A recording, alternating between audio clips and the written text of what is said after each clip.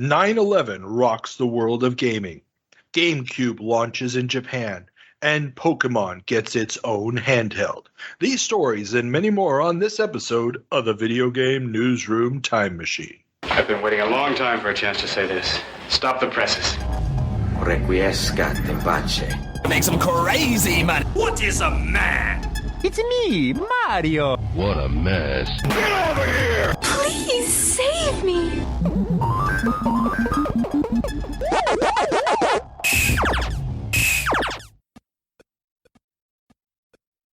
Welcome back to another episode of the Video Game Newsroom Time Machine, the show where we travel back 40, 30, and 20 years to see what was making headlines in the video game and home computer business of yesteryear. Today we're going to be traveling back 20 years to November of 2001. I'm your host, Carl, and as always, my co-host, Peter, is here. Say hi, Peter. Hi. Excellent. So, before we can turn on the time machine, of course, we need to do the obligatory podcast banter. So, Peter, how you been doing? Oh, I've been doing pretty well. I mean, it's just before Christmas, and I think it's so sweet that you were worried about me over the last weekend. You didn't answer my phone. Yes, I forgot. The messages were arriving. I thought, oh my goodness, I've lost him. I've actually broken him. No, I didn't mean to do that for at least another 7 years. I mean, we're at the third year of this, and it's a 10-year show. So I need you for another 7 years. I can't break you yet. That's a good feeling to me. Anyway, no. The game broke me, and I was going bananas, man. The game? Yeah, the game of today broke me. And I recorded it, of course, during the weekend, not 5 minutes earlier. Yes. And what he's referring to for you new listeners out there is, of course, that every episode, the co-host must play a game that was reviewed in one of the magazines dated for that month, in this case, November 2001, for 7 minutes, a game that they have never seen before, in a little segment we call the 7 Minutes of Heaven. But before we can get to that, remember everybody, give us the likes and the notes and recommendation, whatever is in the app that you're listening to this on. It helps the show. And if you do want to help support us a little bit more, join our Patreon, where we have early access to all of our interview episodes. We just put up a new episode a few days ago that had been on the Patreon with Jeff Stevenson, one of the former technology guys at Sierra, who also worked on ports of VisiCalc and helped build the Sierra network, amongst many other things. Was also there for the attempted unionization of Sierra, which could have been very interesting, or is a very interesting story, actually. And right now, if you join our Patreon, you can get early access to our interviews with Damon Sly of Dynamics, Jerry Jewell of Sirius Software, and Ronald Spitzer of New World Computing and EA. So good stuff there. Highly recommend it. And it only costs you $1, as well as getting, of course, access to the video versions of our 7 Minute in Heaven segments. Okay, I think I've plugged everything I needed to plug. So are you ready to go where apparently you already said that you've gone before, because you've already pre-recorded the video? So are you ready to play today's game, which is Super Monkey Ball for the GameCube? Oh man, I was so ready to play it. Excellent. Well then, let's go see just how ready you were.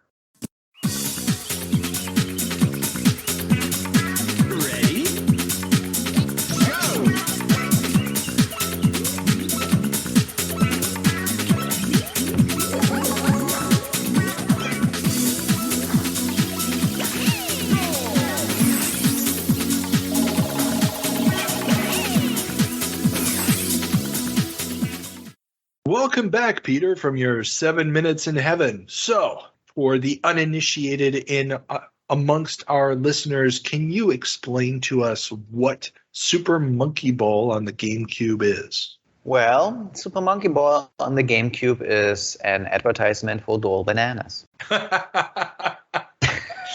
Okay, No, but that is seriously. an excellent way of putting it. Yes. Yes, yeah, reductio ad absurdo or something like that. Okay. So it's an arcade game, and I think it's arcade game. Thank you, arcade game, and I think it was actually an arcade game. So you have a board, you have a monkey. The monkey's in the ball. On the board there are bananas and a goal. And you have to get the monkey to the goal by tilting the board with an analog stick, or as you told me earlier, with the big banana, which you used as a controller in the arcade.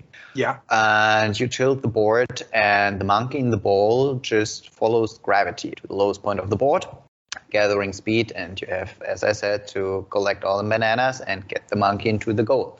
It's a 3D game. And the camera perspective is third-person view, so you're right behind the monkey and the ball. Those stages, they're split in certain levels, and each level gets harder than the levels before. So in the beginning, it's basically just tilt the board down, and you will roll into the goal automatically, except you are me. Then you miss the goal and drive in circles around the goal. I mean, but you made it look like you were trying to get the banana that was behind the goal. And this was totally on purpose. Yeah. But then you'll get jumps, you get moving parts on the board, you have to try not to fall down from the board, and you have really, really narrow connections between larger parts of the board where you really have to focus on not falling down. So, physics-wise, it's a pretty neat simulation of gravity. Yeah, it is. I mean, it's one of those games that appears at the beginning to be very simple.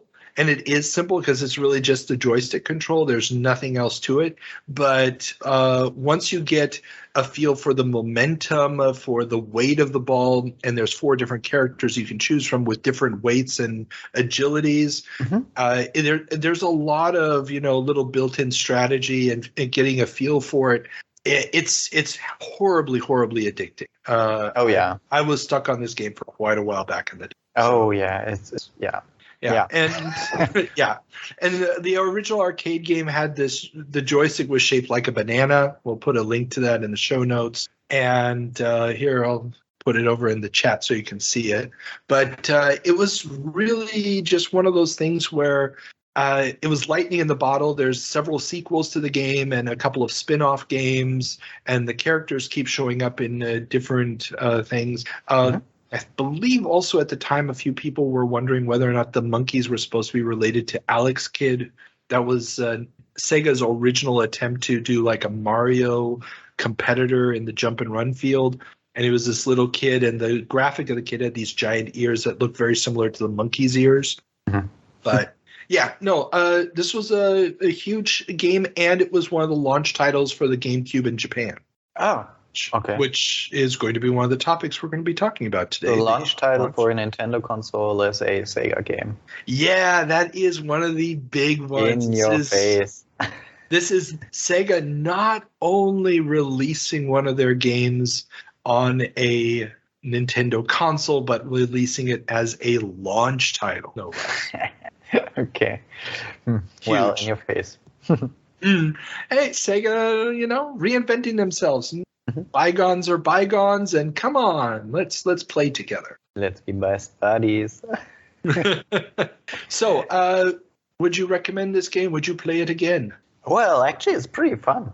I I think you can play 4-player at a time, can you? So yeah, I can't remember if it's split screen or how they do it. It's been a while, but yeah, there's up to 4 players on the game. So definitely something to sit down. And it's one of those games also that appeals to everybody. I mean, it's just cute and fun and horribly frustrating at certain points. Yeah. I mean, the 10th level was super frustrating. Yeah. That's when you get all those little very, very narrow paths and you have to line it up just right. Yeah. Wait until, there's different levels later on where everything's moving around and it's, getting the timing just right. There's videos of people online who can just run through the levels and it's like, bastard. Well, I have a girlfriend, so... Well, there you go. I mean, it's the kind of game you can play with your girlfriend, Yeah, hook up a second controller, and there you go. Exactly. So it was no insult at all to those guys just playing Super Monkey Ball. Anyway, I wanted to dive right into the topics of our decade. We can't. We have to check out what we got wrong last time we did a 20-year jump by checking in with our good friend Ethan for a little segment we call the Department of Correction. Welcome back to the Department of Corrections, Ethan. So, before you are welcome back as well. I am welcome back. Oh, yes. I almost never feel like I leave. Yes. It's a scarring experience to be corrected like this. Yes, and how does that make you feel? Like I never leave. I think I just said that. Wait, did I just... How does that make you feel? Are you trying to psychoanalyze me now in the most primitive of computer ways? And how does that make you feel? All right. Department of Corrections for October 2001. Exactly. And first on the list, on the marquee, on the top of every single chart, we have the Peter Common. That was a good Peter one. Common. Just pulling in my inner sports broadcaster, which I didn't know I had. But Peter, you were like, I don't want to rattle off the Looney Tunes names because you just knew them in German, and I want to know what the German Looney Tunes names are. For the most part, they're the same as the English Looney Tunes names. Oh, yeah. I was hoping there would be some puns that were very difficult to understand without knowing German. No, unfortunately not. Look through a list again. The only big differences were Porky Pig. They translated into German, so it's Schweinchen Dick. And no, Dick does not have that meaning in German. Dick, D-I-C-K, is the word for fat in German. And Marvin Neither the does Martian. die. No, neither does die. Die does not have that meaning either. Although it's not pronounced die in German, it's pronounced D. So you're not even going to get to that joke. But a good one is the word gift. G-I-F-T in German means poison.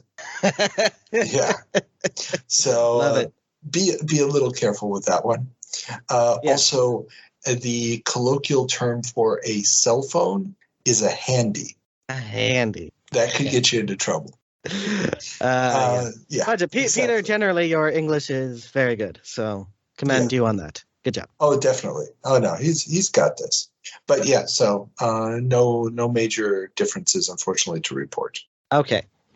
But since we are on the topic of the Looney Tunes games, you were wondering, when did Wile E. Coyote Roadrunner cartoons come out relative to Ralph and Sam?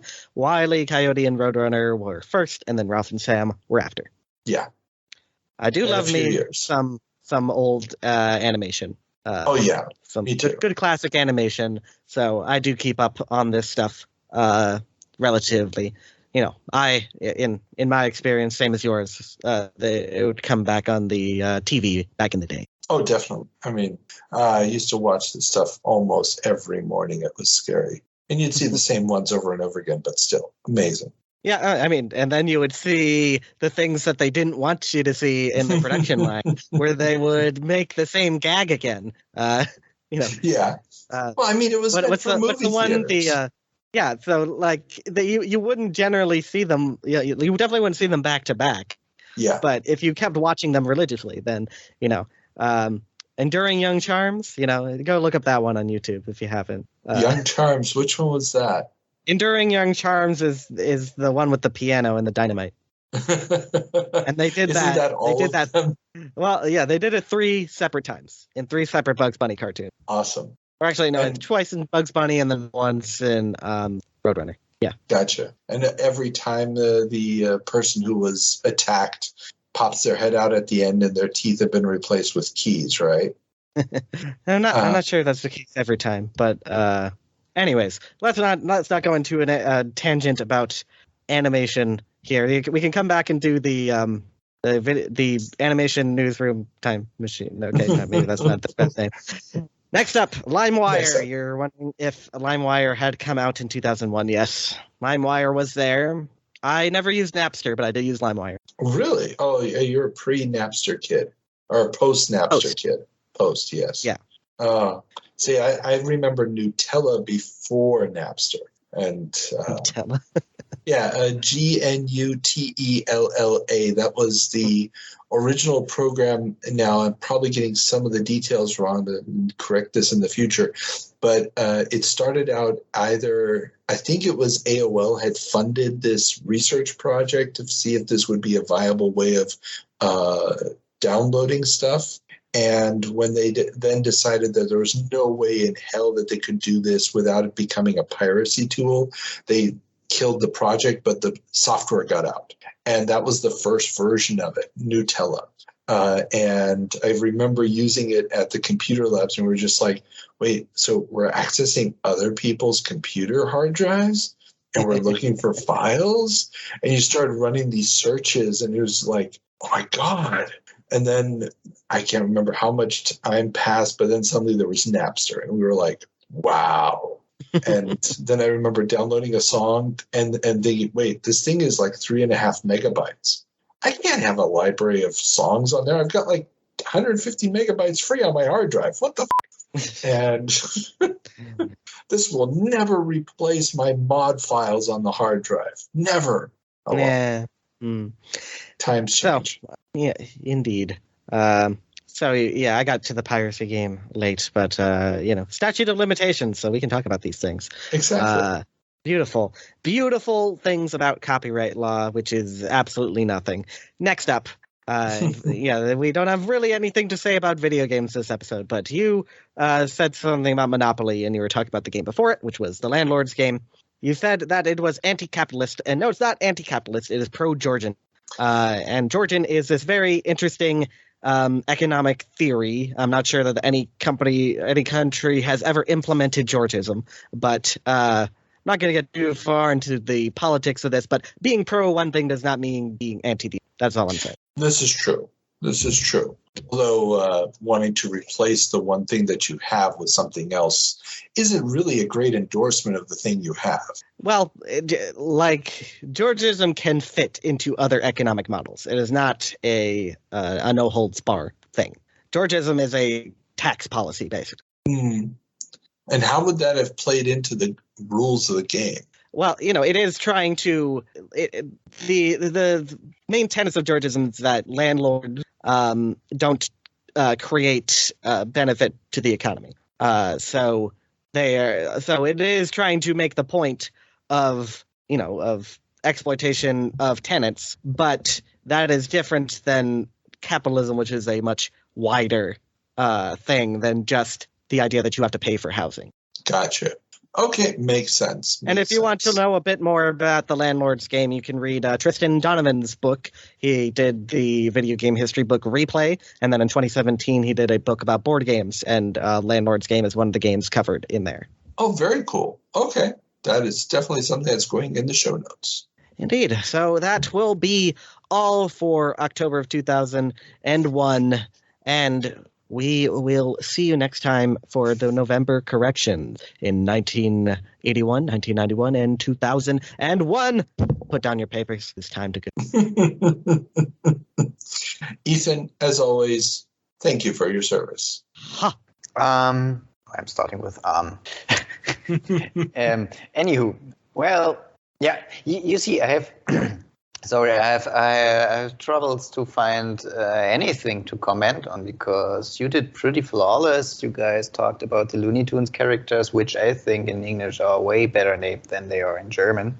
Yeah. But I mean, English just lends itself better to that kind of stuff than German, fortunately. Yeah. And also I think for a native German, it's the feeling of the English names being foreign, so yeah, of course. Words don't have the same exotic meaning. Yeah, it's something exotic. It works better. Oh, well. But yeah, so it was a pretty good month. I'm not looking forward to next jump because, he's already sent me the list. It's not pretty. But we will we'll deal with that next time. So are you ready to turn on the time machine and head back to November of 2001? I'm so incredibly ready. Good. Then here we go. Nintendo's Gamecube system. We're unveiling the Xbox 2001. This is a computer game. Welcome to November of 2001. I gotta keep doing this as I can. So Peter, what's our first story? 9/11 gets games canceled. In the aftermath of the 9/11 attacks, several game releases have been moved. Microsoft's Flight Simulator has been pulled from several UK retailers, with Woolworths pulling City Crisis for the PS2 as well. Sega postponed Propeller Arena for the Dreamcast, and Nintendo's shares dropped 5.9% as the GameCube launch in Japan was set for September 14th, and the terrorist attacks were feared to have the negative effect on sales. Konami will also edit out scenes in Metal Gear Solid 2 that feature the Twin Towers. Command & Conquer Red Alert boxes have been recalled due to the flip cover artwork featuring explosions around the Twin Towers. It's a minefield, isn't it? Yeah, I mean, famously, there was a teaser trailer for this first Spider-Man movie, the first Sam Raimi one. It came out right before September 11th, and it featured these guys, bank robbers or something, and they're escaping on with a helicopter off the top of this building in New York. And then suddenly the helicopter gets stuck in the middle of the air, and there's a spider web between the Twin Towers. And the helicopter's caught between. And that came out, I think, 2 or 3 days before. It was really just right before the attacks. So they had to pull that from movie theaters. There's New York is a popular thing, and anything that even smacked potentially of, suggesting this or allowing the recreation of it, and nobody wanted to be stuck in. Yeah. I'm trying to think how you can do this. I think the only way to do it right really is to pull it from the market. Yeah, there's no other way to do it at that point. You just kind of have to take the hit and then reintroduce the product later on with altered visual, or change the box around, like in the case of Command & Conquer Red Alert 2. I mean, it wasn't even on the front cover in most territories. It was on, when you opened up the cover, it was on the inside. So if you look online, and I'll put links to this in the show notes, you can see what the different covers look like and stuff. Okay. So, okay. Tough stuff. Tough topic. Yeah. But yeah, it was a bad day. Oh well. But moving on, some positive. Yes, positive news. The GameCube launches in Japan. On October 14th, 2001, Nintendo launched the GameCube in Japan. The little box that bucked the trend of DVD compatibility had a muted launch, with only 450,000 units available in comparison with Sony's 900,000 unit PS2 launch. So, 2 questions. First, do you know what the launch titles were to the GameCube? Yeah, not necessarily what you would call the greatest lineup Nintendo has ever put out there. We got Luigi's Mansion, which still... Yeah, okay. Whatever you say. I know, I mean, it's a fun game, but Wave Race Blue Storm, which is considered not good. And Monkey Ball, which is, of course, the game you just played and marks the first time that Sega is releasing a game for a Nintendo home console. They may have already had a game out or two for the Game Boy or Game Boy Advance at this point. I'd have to check that out again. But for a home console, this is a Sega first. Okay. Regarding the launch lineup, yeah, I have the feeling that every time a new console launches, we talk about the launch lineup being actually bad. Yeah, it's very seldom that the launch lineup is, truly spectacular. Obviously, the Nintendo 64 launches with Mario 64, which is just, stone cold classic for most people. I honestly never got it, but hey, whatever. And this lineup clearly shows that Nintendo has identified their demographic. And this also shows in the way that they did the pre-order system. The pre-order system also meant that there were less units sold through the traditional Akihabara, and I know I'm mispronouncing that, which is this street district in Tokyo where all the electronic shops are. It's the place I've been dying to go to since I was like 14. And instead, they decided to sell primarily through department stores, where they're really not going for the hardcore gamer audience. They were really targeting, the family going to the department store to buy the unit. And so they limited how much they were sending to Akihabara, and they were sending more to department stores, which definitely also shows in the games that they launch with. Monkey Ball and Luigi's Mansion are definitely not targeting the hardcore. Now, they're already talking about the games that are coming, especially Resident Evil, I believe Resident Evil 0, which is going to be the remake of the original Resident Evil, or Resident Evil, I can't remember what they called it, but it's a remake of the original Resident Evil from PlayStation 1.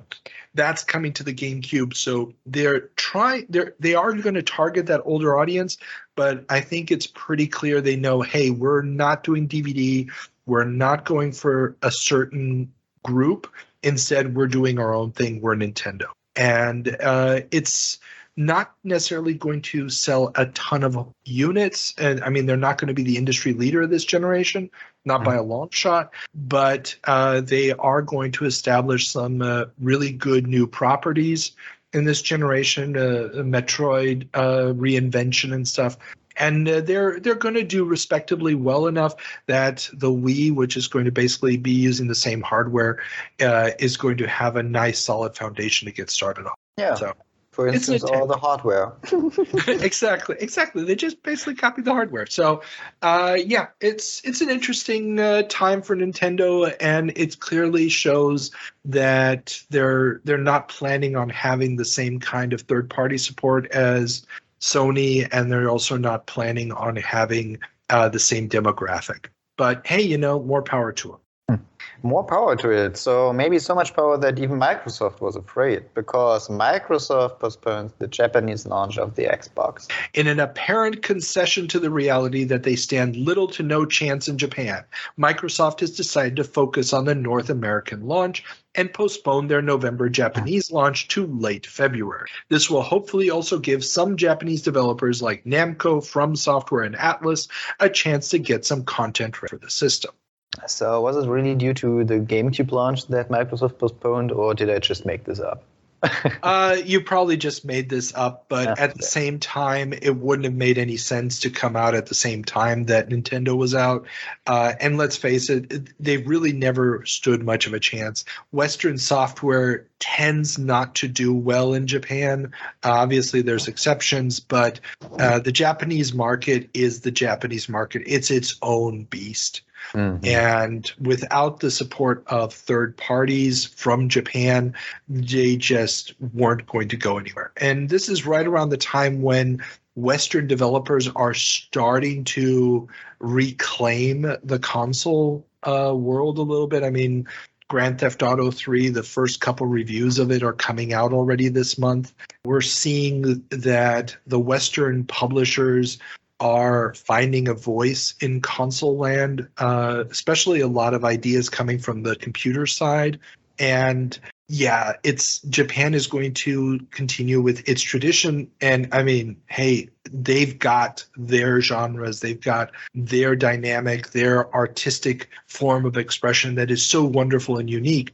They don't really need that outside influence, and the Microsoft dream team of developers so far, the people who have been developing games for the system, are mostly coming from the West. So yeah, I mean, they tried showing off the console about 6 or 7 months earlier, and the only thing playable they had to show at their Japanese show was an American football game. Yeah, that wasn't going to wow any crowds. But oh well. And then February will come and we will see how it does. True that. All right, moving on. Au contraire, 93% of PS2 owners use their machines to play DVDs. Sony of America has run a study showing that 93% of PS2 owners use their machines to play DVD movies. They insist that it isn't the primary reason people are buying the device. They're lying. At this point, they're lying. I mean, granted, yes, people are still buying it to play games on it, but the PS2 so far doesn't have a lot of what we would call killer apps.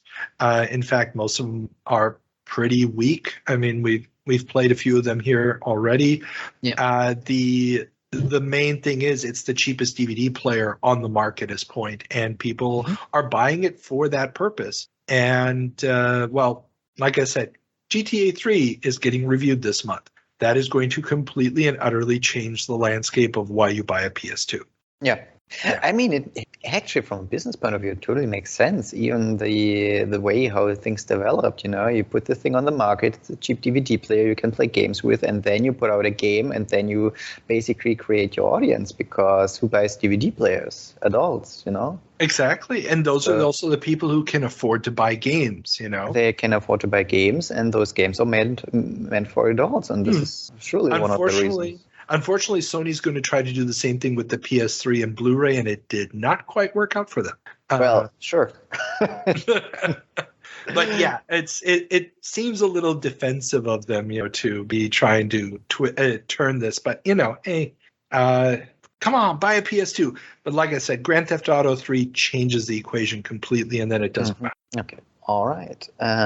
Geez, we're running through topics today. We got a lot of them. We do. It's a long list. Exactly. Space World. Oh, can you do me the honor? Space World 2001. Thank you. Shows the future of Nintendo. With Nintendo having abandoned ECTS and little in the way of playable demos showing up at E3, Space World became the big showcase for the GameCube, with Smash Bros. Melee demo machines clocking in wait times of up to 2.5 hours. The most eyebrow-raising reveal had to be the reworked visuals of the Zelda franchise, moving from the hyper-realism of early demos to a super simplified cel-shaded look. And they stick with it until today. Anyway, yeah, well, not quite as much. This is Wind Waker that we're talking about. Yeah. So it's, the super deformed cartoony look version of it. But yeah, I mean, it got a lot of reactions. Virtually every magazine I looked at this month, be it from Spain, England, Germany, the United States, they all reacted to this, and they all pretty much had the same reaction, namely the West was like, seriously? And the Japanese were like, yay! That's the general feel. Obviously, there were differing opinions here and there, and especially the Germans seemed to be like, you know what? We'll take a bet on this. Let's check it out. They had great confidence in what Miyamoto was doing with it, but a lot of people were, especially the Americans, seemed to be disappointed because you had this generation of people who had grown up on the NES, who loved the game when they were kids, and they were hoping for a more mature version of Zelda going into this generation, especially after the very mature themes of the N64 games. Where, I mean, you had Majora's Mask, where, one of the subplots is these lovers who are, who fall in love, but when the meteorite is coming and they decide, they want to die together and stuff. I mean, there was some deep stuff going on in those games. Yeah. And suddenly having this super cartoony look, a lot of people felt like it was a step backwards as opposed to a step forward. Yeah, especially when you can go for a cartoony look. The chibi look is the problem here. Well, and this is, I like when you said, they're still doing it today with Breath of the Wild, which is also using a sort of cel-shaded look. Of course. It's not, the super cartoony proportions. It's not the super cartoony animation. Yeah. And so forth. It is a different feeling game. And Wind Waker, I mean, just that initial look, a lot of people were turned off by it. Obviously, it still sold like gangbusters, but a lot of people were hesitant about it. And they used that same look on a bunch of other games. There were the Game Boy Advance titles and so on and so forth. So, it was a new take. And in many ways, I think it was also the smart move by Nintendo, because they weren't going to be competing with the Grand Theft Autos of this world. They were going for the younger demographic, and it's fine that you have the old fans who still want to play and want to play something that grows with them. But at the same time, if you're not constantly cultivating a new generation of fans, you're going to suddenly become irrelevant. Yeah. And I mean, Nintendo, other than other game companies, they really managed to put out the same old stuff and gather new audiences and the elder audience. So people like you and me, they are constantly complaining about Nintendo not making any progress, but still we're buying this shit. So. Well, that's the thing. It's like, works. I mean, it's an unfair comparison, but you don't buy an AC/DC album because it's going to be new and different. Yeah, but Nintendo is constantly reinventing itself. Breath of the Wild is in no way just a rehash of the original Legend of Zelda. And already Legend of Zelda 2, changed the perspective, changed the dynamics of the game. They do experiment. They do try new things.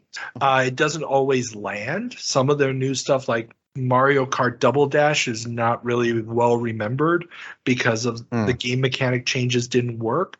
But at least they take these known formulas and they are willing to tweak them and, try new things. And for the most part, it's really, really successful. So, hey, you can't blame them for trying something new, but you also can't blame them for sticking fairly close to the origins that already work. Yeah.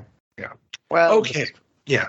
And speaking of things that may or may not work. And things that'll never change, Pokemon gets its own console. One of the big announcements at Space World was the introduction of the Pokemon Mini, a small black and white LCD screened console that uses interchangeable cartridges that contain Pokemon-related games. I remember those things. Really? Yeah. I completely forgot that when I ran across it, I was like, really? That existed? Yeah. Did you have one? I remember. No, I didn't. Some kids in my class had some, though, but even being a kid, I never really figured the sense of those, and never really figured why. It was back in the day, and I already had a Game Boy Color. Yeah, I had a Game Boy Color by then, and then I really didn't get why people would go back to something like that if you can play proper Pokemon on a Game Boy Color. Because these were mini games. This was its own thing. It was cheaper, and you needed to put out even more Pokemon products because Pokemon. Also, remember the Game Boy Advance is already out at this point, so it's one of those issues of, you have your more expensive hardware there, and you're trying to get people to. I guess probably also for the younger set, also was supposed to be competing against Tamagotchi, which was still a thing at this time. So, true. Yeah, Tamagotchi. Tamagotchi was still a thing at this point. So you can't ignore that idea because this was a much smaller console. But, oh well. Okay, let's move on from Pokemon. Yeah, move on. Euroman makes currency exchange fun. In the run-up to the EU's currency changeover on January 1st, 2002, Dutch developer Engine Software has released Euroman, a Pac-Man ripoff for Windows that has you controlling an anthropomorphic euro symbol gobbling up foreign currency. Did anyone actually buy that thing? And I assume it was full price because... No. This was a budget price, €7.50, cheapo game. The interesting thing, I had never heard of this company. They're still active, and they're very, very active. They're still doing a ton of games. It's weird. Yeah.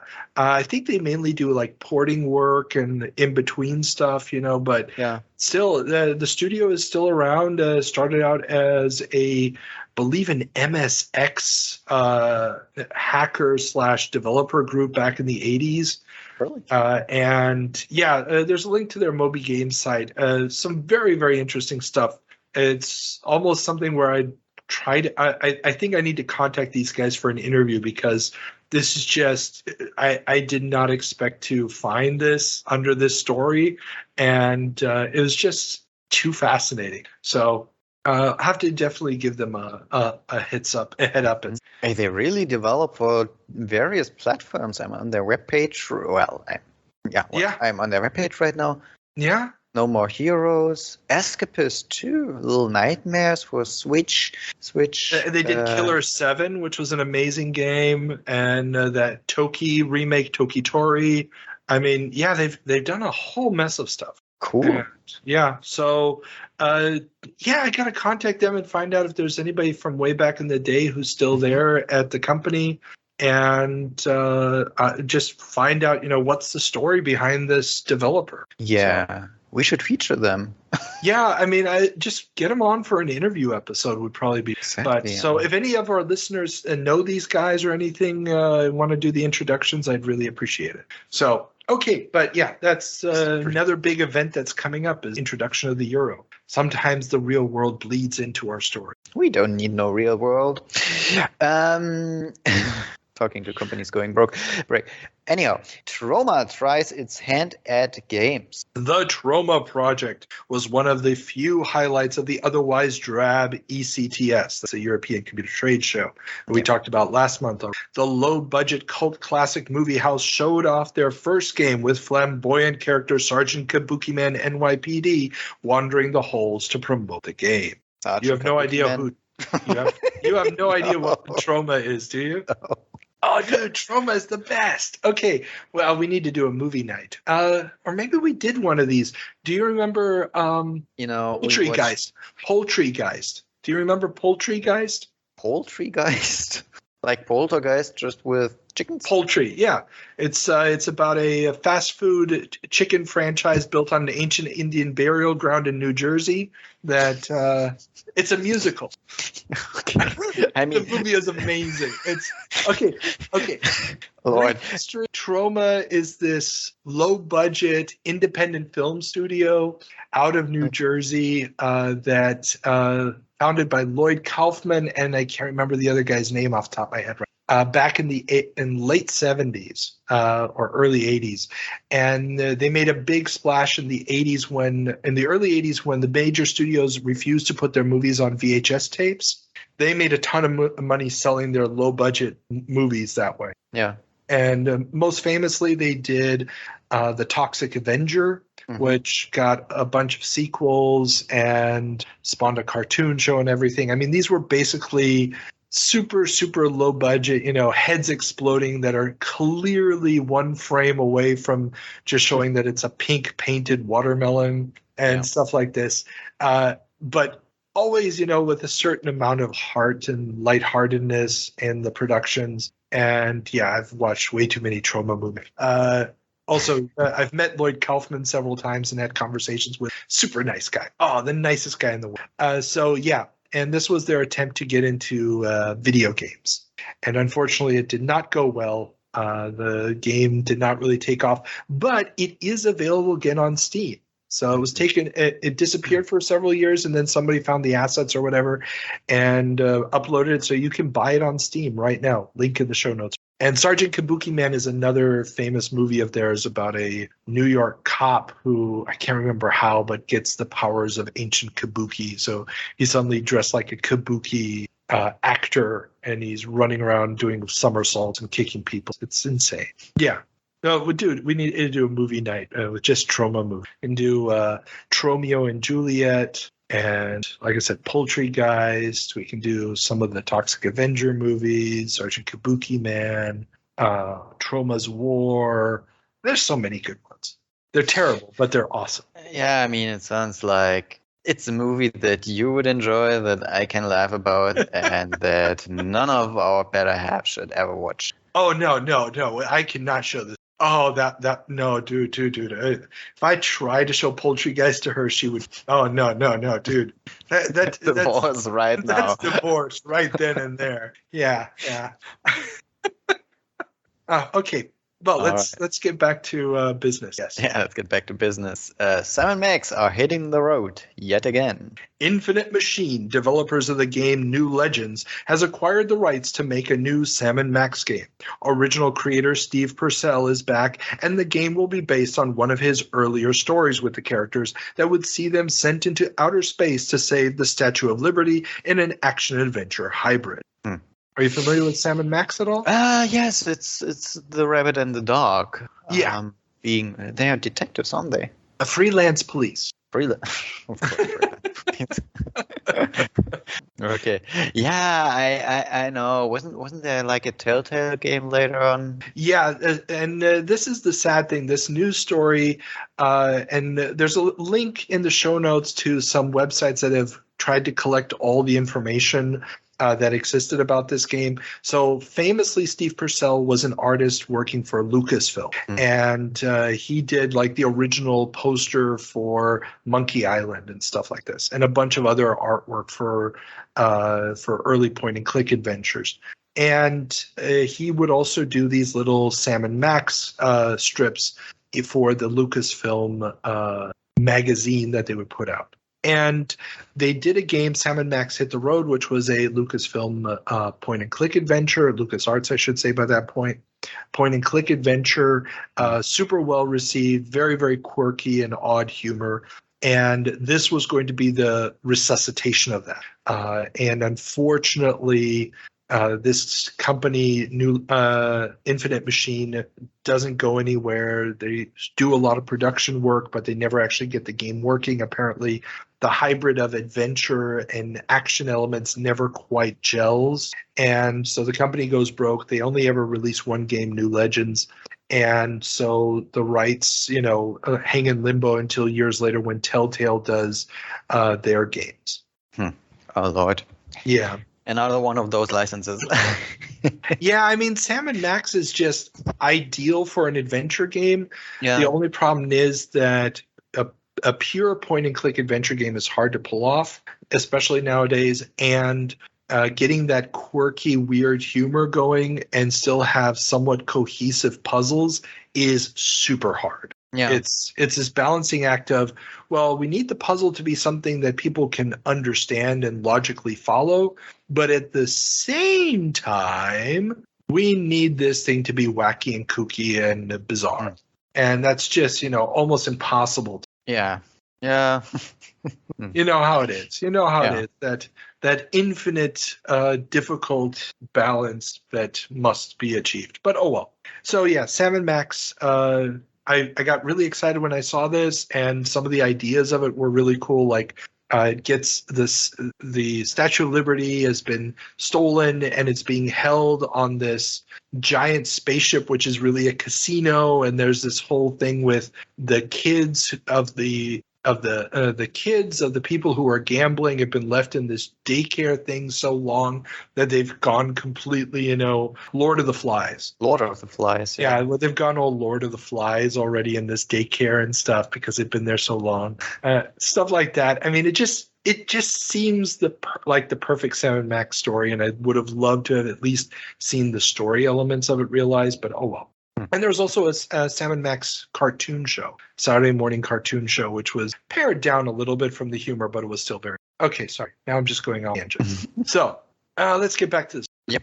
Let's get back. Talking about books. Books about the history of games abound. 2 new tomes have dropped that attempt to tell the history of video gaming. Arcade Fever is a bright, colorful book that reads much like a nostalgic look back at the golden days of early coin-op arcade gaming, while Supercade attempts to be a bit more thorough with guest chapters by people such as Stephen L. Kent and interviews with people like Nun Bushnotes. Did books about the history of games come out earlier, or is it really the start of books being written about that? There had been a couple of books so far. There was Phoenix. Game Over had already come out by this point. That was sort of an inside look on Nintendo. And Stephen L. Kent's book, The Ultimate History of Video Games, was also already out. So this is an increasing area where books are showing up, or it may still be the first edition of Stephen Kent's book where it's the first quarter. But whatever the case may be, there's a growing collection of these books coming out trying to tell the history of gaming. Most of them are still very, I don't want to say unprofessional, because they are quite professionally written. They're just not very professionally researched at this point. But then again, it's also hard to find a lot of this material. I mean, we don't have, scanned archives of the magazines like what I'm using we don't have these in-depth interviews with people or people going through the old financial records of the companies and stuff yet. It's still in its infancy. And here I'm going to steal the idea from Alex Smith, who said, you can't really do history unless it's at least 20 years in the past. And this is also why we don't do a 10-year jump on this show. I quite literally thought of doing a 10-year jump when I first conceived of it. And when I heard Alex say, you can't do history with less than 20 years of distance, I started thinking about it. I was like, he's right. I mean, hell, we've got games sometimes that are in 7 or 8 years of development hell. nowadays. If I did a 10-year retrospective, I'd be talking about the announcement of a game that only came out 2 years earlier, and really understanding the impact of that game long term would be almost impossible. So yeah, it makes a lot of sense for us to, be looking at it with at least 20 years of perspective. And these guys are only 20 to 25 years from the very beginnings of the industry as a proper thing. So they're doing the best they can. Hell, right behind me right now, I've got a copy of Arcade Fever on my bookshelf. And it's a book that I like to go back to. It's got some really great imagery of the old arcade cabinets and stuff, but it's always something that I have to take with a grain of salt if I'm trying to use it as a reference point. Yeah. Okay. Yeah. So we're getting closer to this kind of stuff that we're doing. I'm not saying we're really good historians. I'm just saying the kind of stuff that you can get nowadays, it had to go through this early phase to get to where we are. Talking about getting to where we are now, games are rotting your brain. Very true. Japanese neuroscientist, and I'm going to kill the name, Ryuta Kawashima of Tohoku University has released a study suggesting that video games were not adequately stimulating the prefrontal cortex during play. This has caused reactionary comments from industry reps and magazines such as PC Zone. Kawashima would later go on to develop the Brain Age series of DS games in 2009. Well, I mean, Kawashima's Gehirnjogging is well known. That's Brain Age. That's the Brain Age series in the German translation. Yeah. So, Sorry. I automatically. You just said the title in German. That's cool. No, yeah, I mean, he becomes a huge player in this, but it's coming from the point of view of, the games are not really forcing us to really think about stuff. They're not activating the right areas of the brain for it to really be a healthy action as far as he's measuring it. And I mean, this discussion goes on forever, doesn't it? Well, it does, but at the same time, he's kind of right because he can actually measure it. And, damn. And I'm being serious here because, and you find the links down below. Obviously, everything we talk about, the links are in the show notes, people. But PC Zone magazine, which is in the tradition of the English, bad boy feel, they really, try to make this guy seem like a quack. And I mean, we talked about it, I believe, last 20-year jump when we talked about that report that, violence in the games, and they use Miss Pac-Man as a reference point. They're trying to lump him into the same group, but he really is saying, we measured it, and the prefrontal cortex where you do the deep thinking type of stuff is not being activated. Mm-hmm. And there's no reason it shouldn't be. I mean, why aren't we making games where you have to, really think about stuff? I'm not sure which games. I didn't read the research report, but I can imagine that he was looking primarily at Twitch games and so on and so forth, whereas maybe he would have gotten a different result if he was looking at a turn-based strategy game or something of that nature.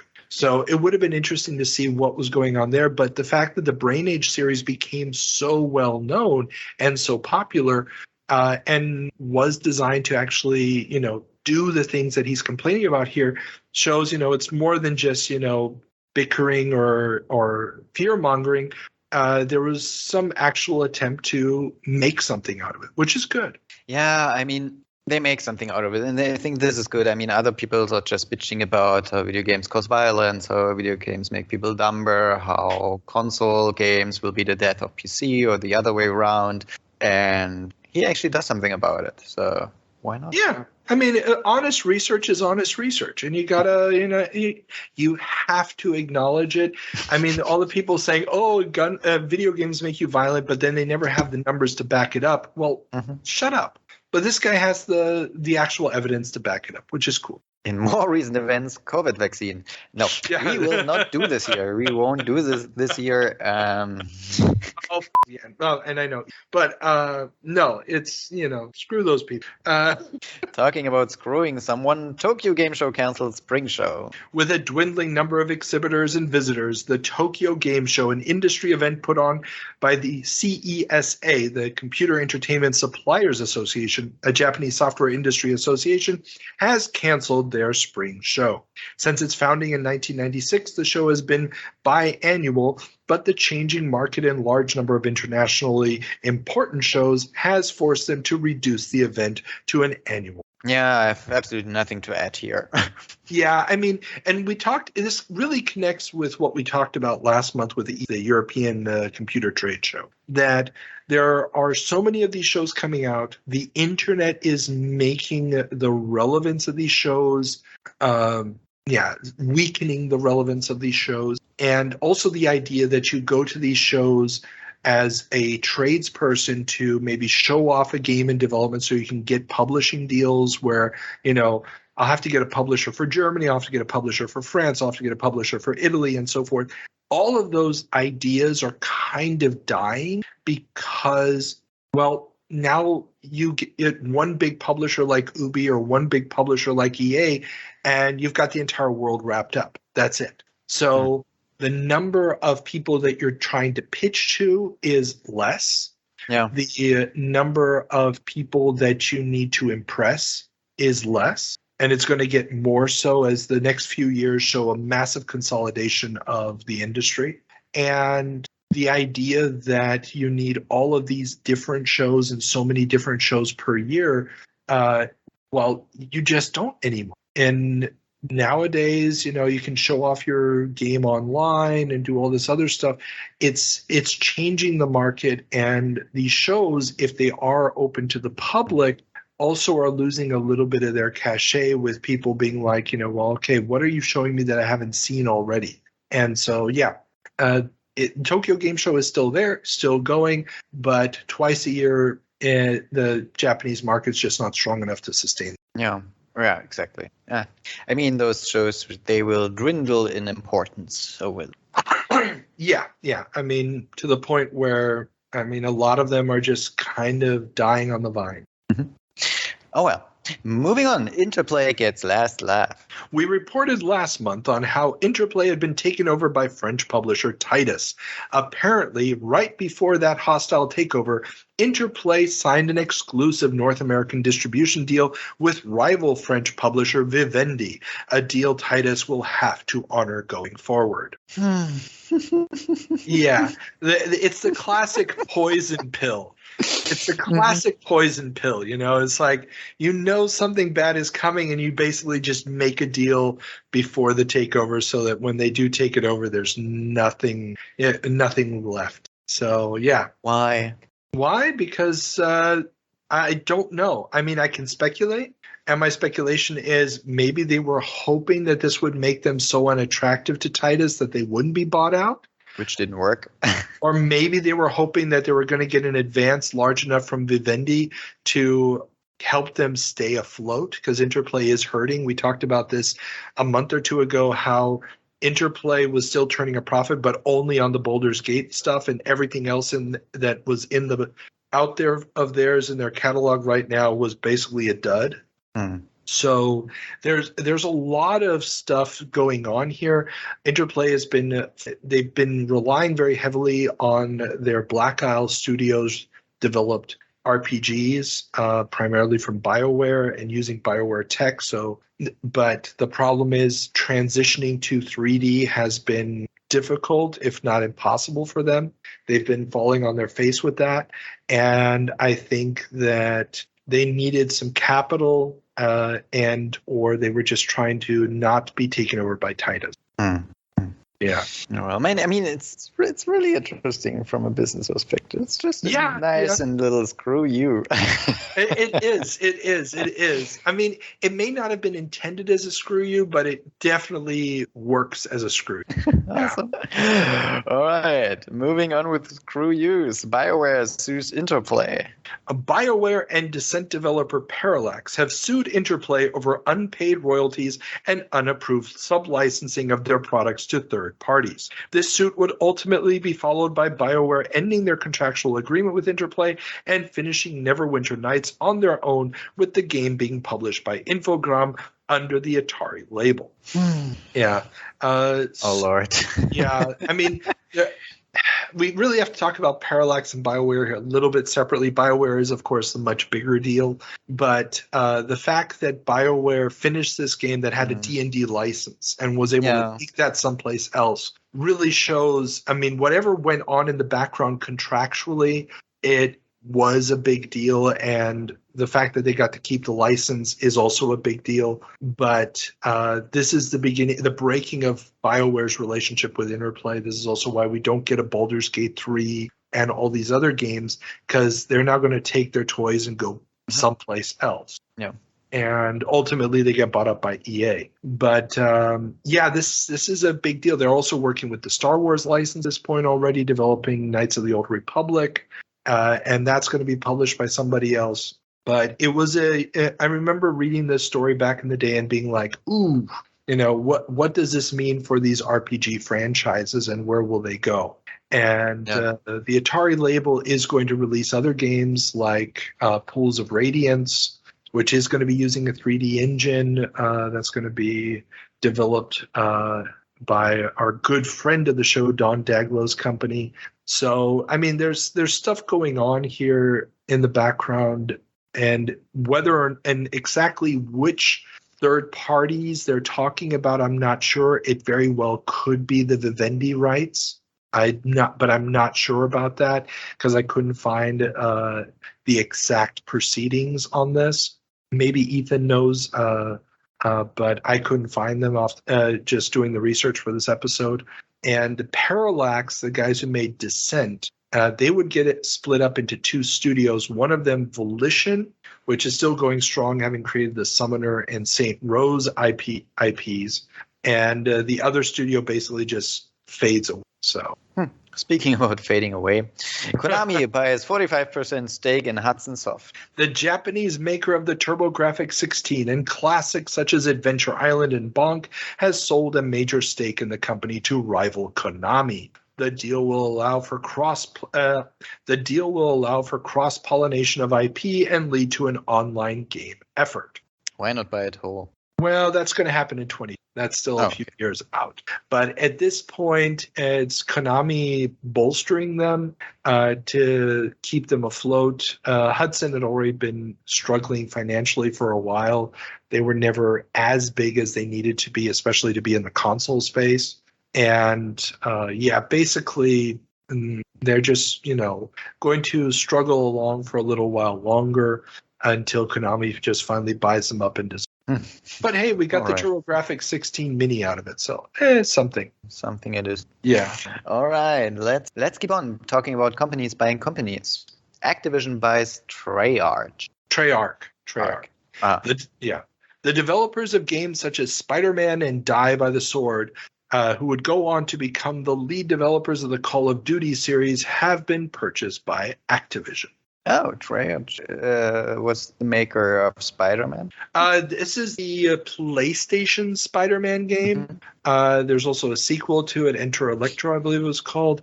So, yeah, and this was you could argue, the first good Spider-Man game. I mean, the original 2600 game for its time was excellent. But, yeah, this is the first really good Spider-Man game. And Die by the Sword was an interesting game, flawed but interesting. It used this whole non-pre-animated animation system, so you were this knight fighting stuff, and it was trying to use a skeleton system inside the character to simulate, swinging the sword back and forth and stuff without using recorded animations. It was an interesting experiment. Didn't play for crap, but it was a very interesting experiment. It had this weird demo mode where you were the knight hanging upside down, I believe by 1 foot.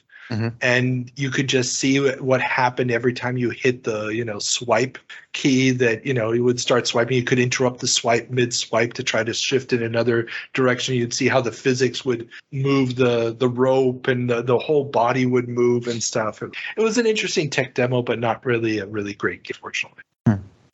Well, I mean, this is true for some other games as well. Yeah, true. But, they're a huge studio today still under active. They're the lead guys on the Call of Duty. Yeah, I'm not. I never really heard of it.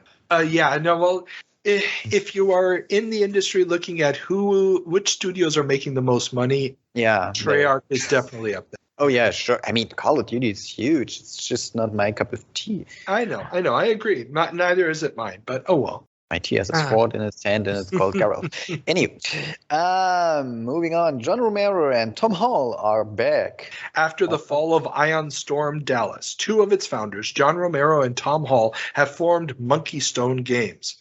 The far smaller, less ambitious firm would be around for a few years, making smaller games or porting existing titles before being dissolved in January of 2005. I think they were a lot less ambitious.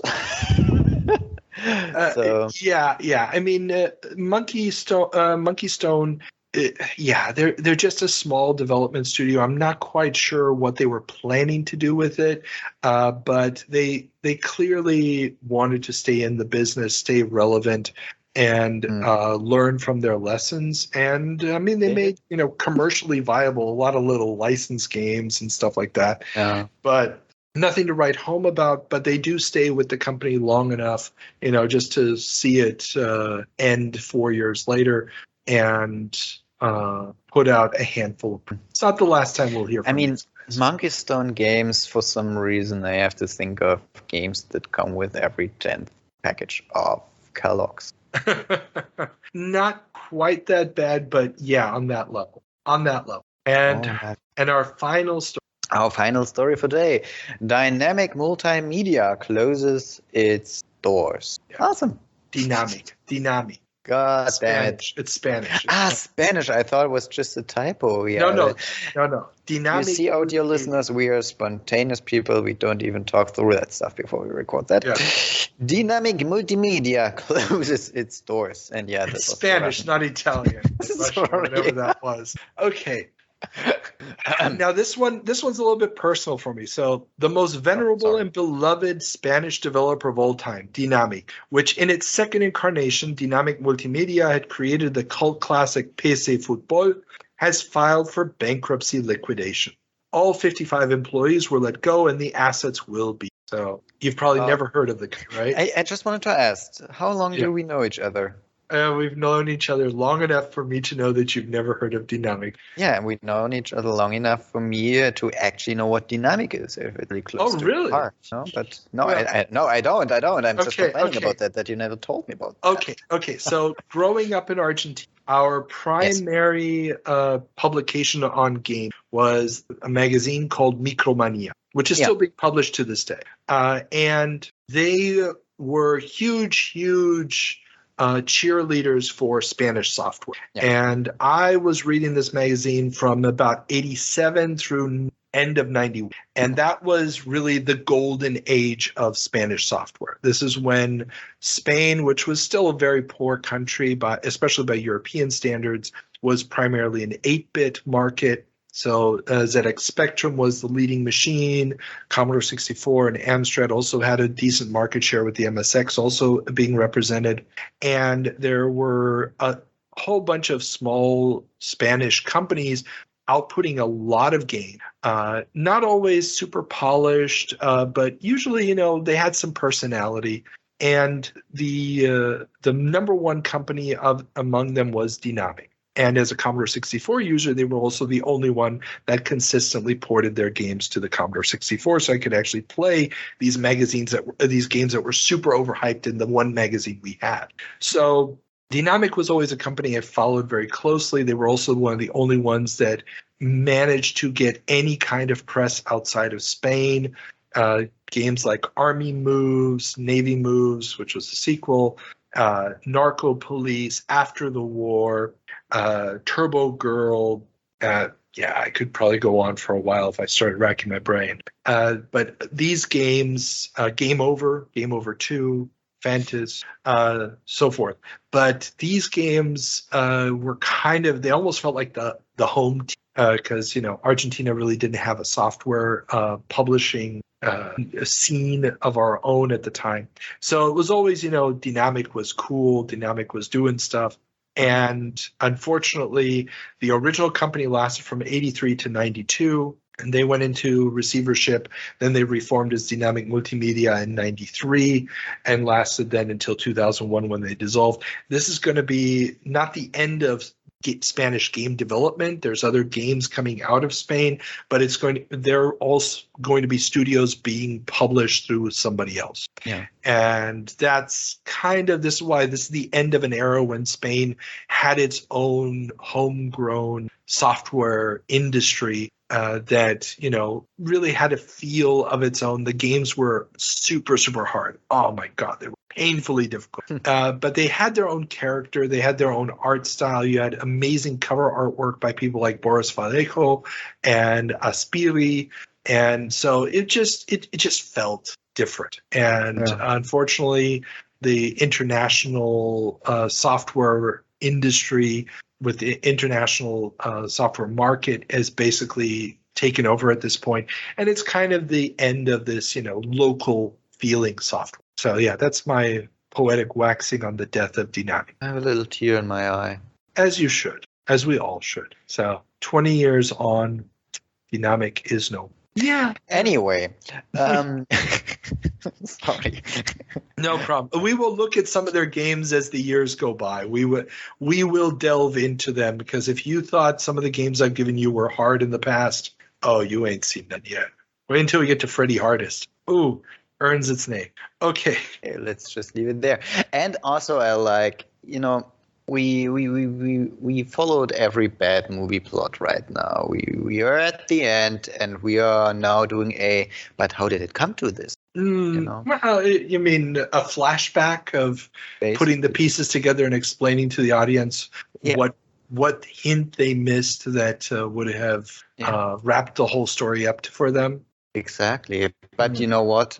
We absolutely have to provide a happy end. Or a happy ending. Be a good movie. Yeah, happy ending for some reason. Okay, so what's the happy ending? I got nothing, dude. I got nothing as well. I mean, Multimedia. I organized it with a death at the end because you kind of like the deaths of companies. So, that's all I got. But you see, the happy ending comes right after we did the wrap up of how things develop to the way they are right now. So I think in like 10 years we'll be able to provide the happy ending, and until then we have more than enough time to think about it. 7 years. I got no. Wrapping this up. We're not doing this. Yes, let's wrap this up. So, word of the day, word of the show. What do you got for me? Fade out. Fade out. How does that apply to any? Yeah, you know what? Na'vi, Activision buys, Treyarch. I was going to go with Euroman because, come on, Euroman. It just sounds so. It's better. Let's go with Euroman. Euroman. Okay, good. Everybody, remember, follow us on the socials, support us on Patreon, give us a thumbs up, all that good rot. And we will see you again when we jump back into the past to find out what happened in December of 1981. Bye. You going to say goodbye? Peter's left. Okay. No, I'm still here. Okay. Bye. Excellent.